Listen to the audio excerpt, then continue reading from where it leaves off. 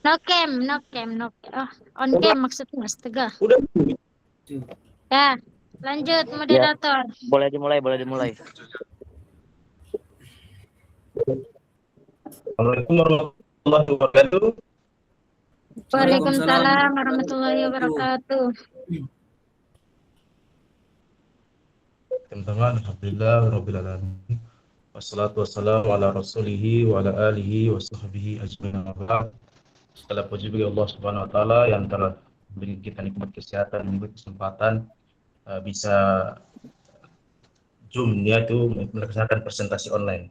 Baik teman-teman, untuk mempersingkat waktu, saya sebagai Fujantari, moderator, mewakili kelompok 7, ingin mempresentasikan mengenai tentang tinjauan, subjudul temanya yaitu tinjauan negara hukum, eksplorasi kasus nasional, dan alternatif solusi linguistik sastra Arab. Baik teman-teman, untuk mempersingkat waktu, mari kita mendengar rekan-rekan kita itu kelompok 7 mempresentasikan judul mereka. Monggo Mas, Mbak. Oke, terima kasih kami ucapkan kepada moderator karena sudah memberikan kami waktu untuk mempresentasikan hasil diskusi kami, yaitu mengenai tinjauan negara hukum, eksplorasi kasus nasional, dan alternatif solusi linguistik sastra Arab.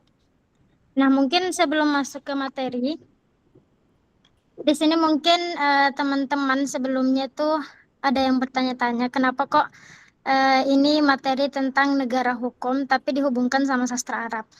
Nah, jadi di sini tuh nanti letak menariknya. Jadi di sini nanti kita bisa melihat bagaimana pendekatan bahasa dan sastra Arab itu bisa jadi alternatif solusi untuk melihat masalah hukum yang ada di Indonesia. Nah, akan tetapi sebelum kita masuk ke kasus-kasusnya yang nanti akan dipaparkan oleh pemateri teman-teman yang lain, maka di sini kita harus tahu terlebih dahulu fondasi dasarnya, yang dimana fondasi dasarnya itu, jadi hukum itu punya pilar. Nah, nama pilarnya itu adalah rekastat, gitu. Kemudian lanjut ke slide berikutnya. Bentar.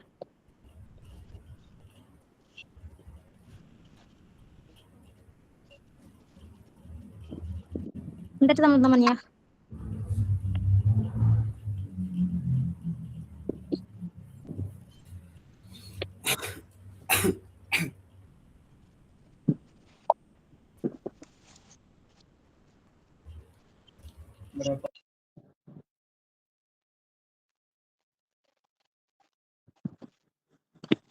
Nah, jadi di sini ada pertama itu makna negara hukum, memahami pilar penyelenggaraan keadilan sosial. Loh kok hilang? Sorry. Ini gimana sih?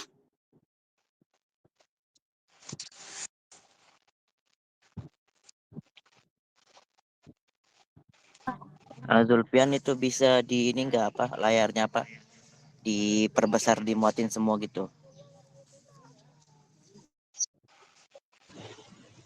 Ya.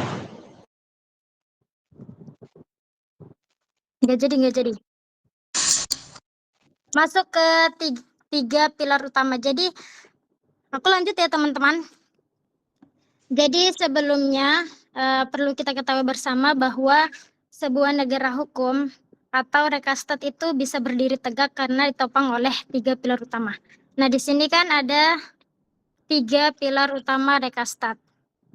Kita bahas satu persatu agar kita masing-masing bisa memahaminya. Yang pertama adalah supremasi hukum. Jadi di sini dikatakan bahwa hukum bertindak sebagai kendali tertinggi mengatasi hasrat koersif para pemegang kekuasaan politik. Nah, jadi tuh intinya gini teman-teman. Hukum itu adalah bos tertinggi di negara kita, yang dimana hukum itu bertindak sebagai setir atau kendali utama yang berada di posisi paling atas. Jadi keputusan atau keinginan dari politik, dari penguasa itu nggak boleh semena-mena. Semuanya harus tunduk dan diatur sama hukum. Kayak gitu. Kemudian lanjut yang kedua, yaitu equality before law. Di situ dikatakan asas krusial yang menempatkan setiap warga negara setara tanpa memandang status ekonomi. Nah, equality before law atau kesetaraan di hadapan hukum.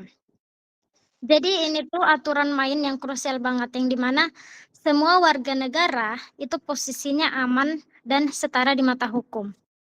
Nggak peduli mau dia orang kaya, mau dia pejabat, atau orang biasa, kalau status ekonominya berbeda pun, perlakuan hukumnya itu akan tetap sama dan akan tetap adil dan sama tanpa pandang bulu. Kayak gitu.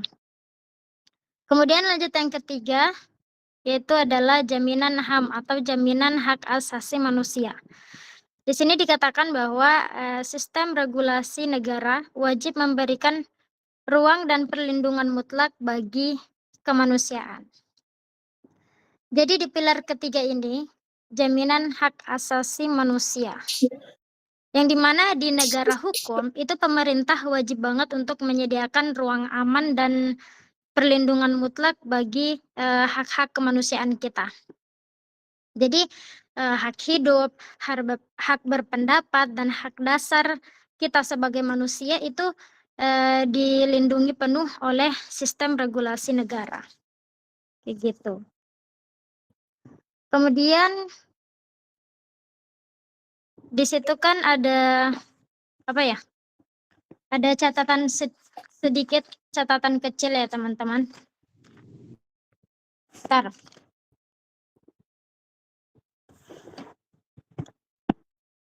Di situ kita perhatikan bersama-sama ada catatan kecil di bawah yang warna kuning-kuning itu. Di situ tertulis istilah pilar di atas menggunakan sintesis modern antara konsep rekastat dan rule of law. Nah, jadi di sini tuh adalah gabungan antara gabungan modern antara konsep rekastat atau negara hukum kontinental dan rule of law atau negara hukum Anglo-Saxon. Nah, jadi setelah kita tahu 3 fondasi dasar tadi, yang mulai dari hukum sampai jaminan hak kita, hukum sebagai panglima, kemudian semua orang setara, sampai jaminan hak kita, baru deh kita bisa nyambung ke pembahasan kasus-kasus nasional di slide yang akan dipaparkan oleh pemateri selanjutnya. Oke, saya serahkan ke pemateri selanjutnya.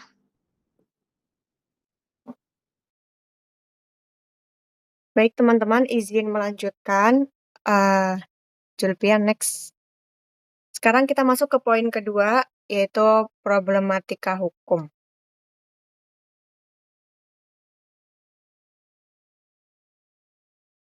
Meneliti kesenjangan antara konstitusi dengan realitas sosiologis. Di sini saya akan menjelaskan hubungan konsep idealis negara hukum dengan realita pahit yang terjadi di Indonesia, di negara kita. Next. Jadi sebenarnya siapa sih bos tertinggi di negara kita itu? Aturan atau uang? Tadi di poin pertama kita sudah mengenal adanya supremasi hukum. Supremasi hukum yang berarti hukum adalah bos tertinggi di negara kita gitu. Siapapun yang memimpin, siapapun yang berwarga negara, siapapun yang tinggal di negara kita wajib patuh tunduk kepada hukum. Hukum pun dibuat murni demi kepentingan masyarakat, demi kesejahteraan rakyatnya, dan demi keadilan sosial. Namun pada kenyataannya, disinilah terjadi korupsi politik berbiaya tinggi yang merusak kedaulatan rakyat. Politik biaya tinggi, high cost politics, memicu siklus korupsi transaksional antara pejabat terpilih dan oligarki penyokong dana kampanye. Ketika kebijakan publik yang dilahirkan hanya untuk menguntungkan pemodal, demokrasi formal akan berjalan tanpa membawa keadilan yang nyata bagi masyarakat luas. Jadi, para pejabat, para calon pejabat itu ketika mereka mau menjabat, mereka tuh membutuhkan banyak modal. Mereka tuh membutuhkan uang untuk menjabat itu. Jadi mereka tuh meminjam duit kepada oligarki, kepada pemodal besar. Kemudian, maka ketika penjabat itu terpilih, hukum tidak lagi menjadi bos tertinggi atau sama dengan supremasi hukum di sini menjadi runtuh. Karena hukum yang mereka buat hanya untuk membalas budi atau menguntungkan para penyokong dana tersebut. Akibatnya, esensi negara hukum kita ini hanya menjadi alat untuk menguntungkan atau memperkaya sekelompok-kelompok pemodal aja gitu. Next. Nah, selain korupsi politik berbiaya tinggi tadi, realita yang terjadi di Indonesia itu ada ketimpangan penegakan hukum ya. Ketimpangan penegakan hukum ini adalah suatu ketidakadilan yang terjadi ketika penegakan hukum gitu. Jadi di sini ada dua frasa yang mungkin kalian udah sering banget dengar, ada tajam ke bawah dan tumpul ke atas. Tajam ke bawah, masyarakat miskin yang melakukan pelanggaran marginal kerap diproses pidana secara kilat tanpa ada jaminan pembelaan hukum, legal aid yang mumpuni atau proporsional. Kemudian ada tumpul ke atas, aktor yang berdaya finansial atau memiliki afiliasi politik kerap mendapatkan ruang penundaan, vonis ringan atau fasilitas sel eksklusif dari oknum peradilan. Jadi di sini tuh sangat tidak adil ya teman-teman. Tajam ke bawah untuk para untuk masyarakat miskin, untuk warga negara biasa yang tidak punya kuasa gitu. Mereka atau kita atau kami yang melanggar atau melakukan suatu kesalahan kecil seperti misalnya mencuri kayu bakar, mencuri kapas, mencuri sandal mungkin dan lain-lainnya kerap sekali hukumannya tuh langsung cepat terjadi gitu. Maksudnya kayak langsung divonis, langsung mendapatkan hukuman yang berat kayak gitu. Jadi kayak tanpa ada jaminan pembelaan hukum juga. Jadi nggak ada yang mendukung mereka, nggak ada yang mendukung kita. Seperti itu. Terus sebaliknya ya, sedangkan para koruptor, para pejabat-pejabat yang mereka telah meraup jutaan, bahkan miliaran atau beriliun, triliun gitu duit kita gitu. Mereka malah memiliki eh, keistimewaan gitu dalam ketidakadilan penegakan hukum ini gitu.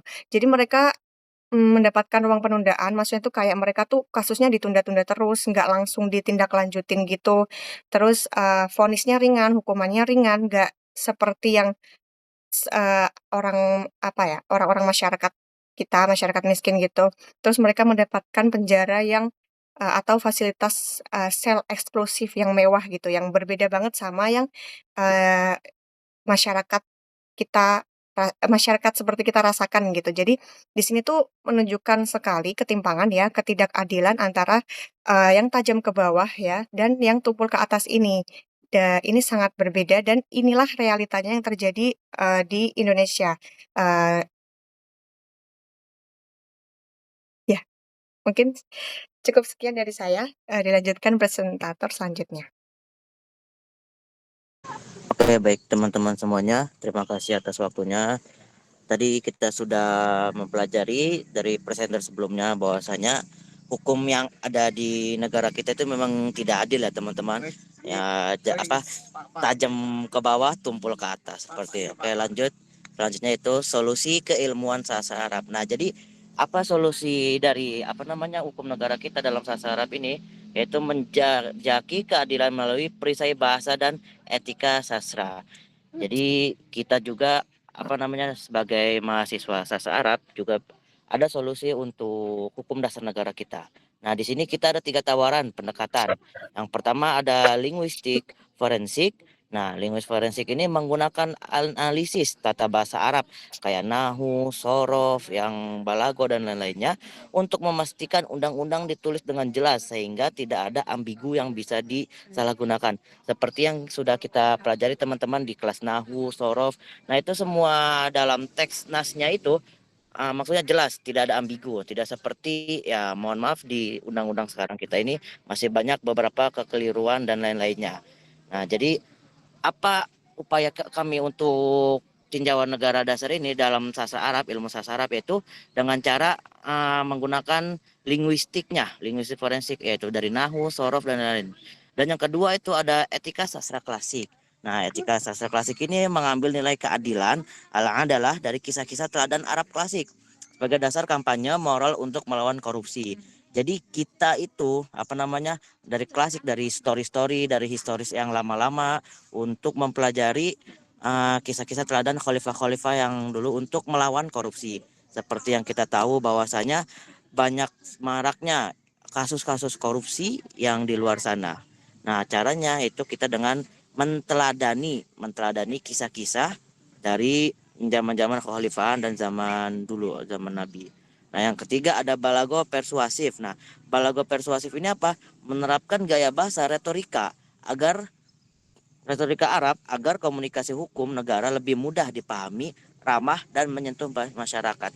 Jadi menggunakan balagoh yang kita sudah mungkin tahu ya, beberapa dari kita semua, balagoh itu retorikanya dimainkan dalam bahasa sehingga membuat hukum tatanannya itu dalam bahasa itu jadi ramah dan menyentuh masyarakat. Jadi tidak hanya omon-omon doang kepada masyarakat, tidak memberi janji palsu, pemberi harapan palsu ya, PHP dan lain-lainnya. Jadi dengan adanya retorika bahasa, karena retorika bahasa ini penting, bisa meyakinkan seseorang tidak hanya dengan omong-omong saja. Seperti itu teman-teman. Mungkin cukup sekian dari presenter saya, dilanjutkan oleh presenter selanjutnya. Terima kasih. Kemudian izin melanjutkan ya, masih dalam solusi dari keilmuan sastra Arab, yaitu kekuatan presisi semantik, mengunci celah ambiguitas. Dalam tradisi sastra dan kebahasaan Arab, diksi dipelajari dengan presisi semantik yang luar biasa ketat agar tidak menimbulkan penafsiran ganda. Jadi kita kan sudah tahu tuh bahwa dalam bahasa Arab itu kan pemilihan kata atau diksi itu kan sangat ketat atau saklek ya. Ketika satu kata bergeser hurufnya atau harokatnya, itu maknanya bisa berubah total. Nah, ketelitian ini yang ingin kita adopsi mengunci celah-celah ambigu dalam teks. Terus melalui integritas analisis kebahasaan ini, draft undang-undang di Indonesia dapat diaudit secara seksama agar tidak memisahkan ruang pasal karet yang rawan dieksploitasi pelaku kejahatan. Mungkin sebagian sudah pernah mendengar istilah pasal karet. Walaupun belum pernah dengar, ini istilah sering digunakan dalam pembahasan politik. Jadi pasal karet itu apa? Pasal karet itu adalah pasal yang maknanya bisa ditarik ke sana kemari karena bahasanya yang multi tafsir. Nah, disinilah peran ilmu kebahasan kita masuk. Kita bisa mengintegrasikan analisis semantik Arab yang super detail untuk mengaudit atau memeriksa ulang draft undang-undang sebelum disahkannya. Nah, tujuannya apa? Supaya bahasa itu benar-benar jelas, presisi, dan tidak menyisakan celah keliruan yang bisa dimanfaatkan oleh pelaku atau oknum kejahatan untuk mereka bisa lolos dari jerat hukum. Kemudian lanjut ke slide terakhir, itu rekomendasi taktis dari kami. Yang pertama itu ada kampanye sastra integritas, menyelenggarakan lokakarya adaptasi cerita teladan Arab untuk menanamkan kepribadian berintegritas tinggi sejak masa dini sekolah. Jadi rekomendasi pertama ini itu bersifat preventif atau pencegahan, yaitu kampanye sastra integritas. Sarjana sastra Arab itu kan kaya sekali dengan kisah-kisah penuh hikmah dan nilai kejujuran. Nah, kira-kira solusinya seperti membuat workshop atau lokakarya untuk mengadopsi cerita-cerita teladan tersebut ke dalam dongeng atau materi anak sekolah. Jadi tujuannya jelas, untuk memupuk karakter jujur dan berintegritas tinggi sejak dini, agar ketika mereka dewasa nanti tidak melakukan pelanggaran hukum. Terus rekomendasi kedua itu standarisasi redaksi perundang-undangan, mendorong peran aktif pakar bahasa lintas studi dalam perumusan kebijakan nasional agar tercapai kejelasan hukum. Jadi rekomendasi kedua ini adalah standarisasi redaksi perundang-undangan. Kita ingin mendorong agar para pakar bahasa, termasuk ahli linguistik dari program studi kita, dilibatkan secara aktif dalam merumuskan kebijakan nasional atau undang-undang. Jadi pembuatan hukum tidak hanya diserahkan kepada orang hukum saja, tetapi harus berkolaborasi dengan ahli bahasa agar kalimat hukum yang dihasilkan itu benar-benar jernih dan memiliki kejelasan hukum yang mutlak. Terus rekomendasi terakhir adalah aksi kampus sehat hukum, membangun kebiasaan nalar kritis lintas program studi demi memerangi maraknya kampanye gelap penyuapan pemilu. Jadi rekomendasi terakhir ini adalah aksi kampus sehat hukum. Sebagai mahasiswa kita kan harus bernalar kritis. Kita bisa berkolaborasi lintas prodi di kampus untuk mengedukasi masyarakat dan mahasiswa itu sendiri, terutama dalam memerangi isu-isu hukum yang real yang terjadi saat ini. Seperti yang paling biasa terjadi ini adalah kampanye gelap atau penyuapan ketika menjelang pemilu. Mungkin itu dari kelompok kami. Apakah ada pertanyaan? Saya kembalikan kepada moderator. Baik teman-teman, alhamdulillah kelompok 7 sudah mempresentasikan tugas mereka mengenai tentang tema yang tadi dipaparkan. Apabila tema yang kalian bingung dari mereka paparkan, ada yang pengen bertanya mengenai tentang subjudul dari mereka, monggo teman-teman.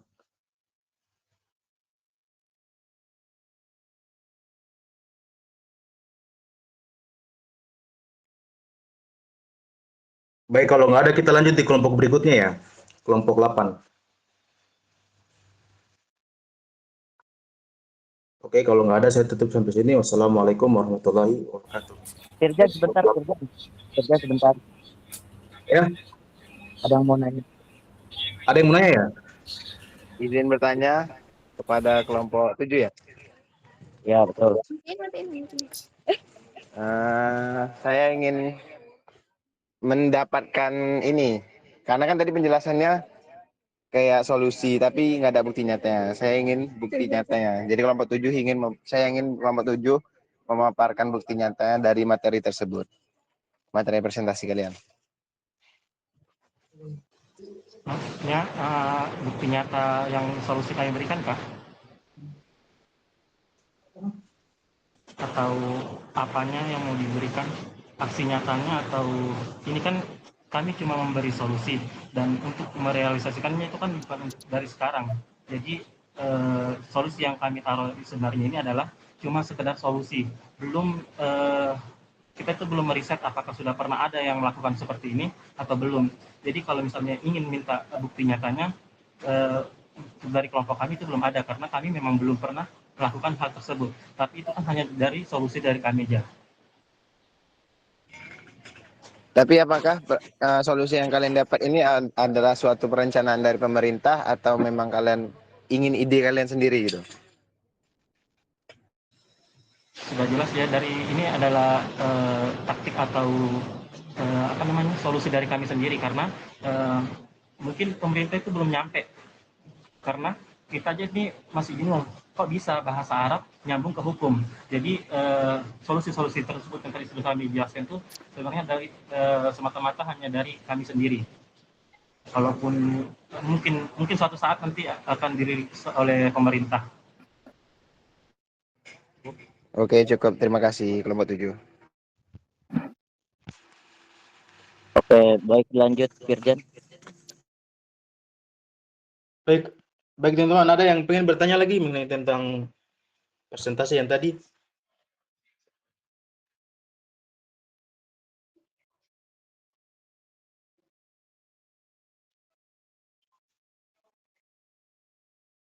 Oke, kalau nggak ada yang bertanya, saya lanjut di kelompok 8 ya.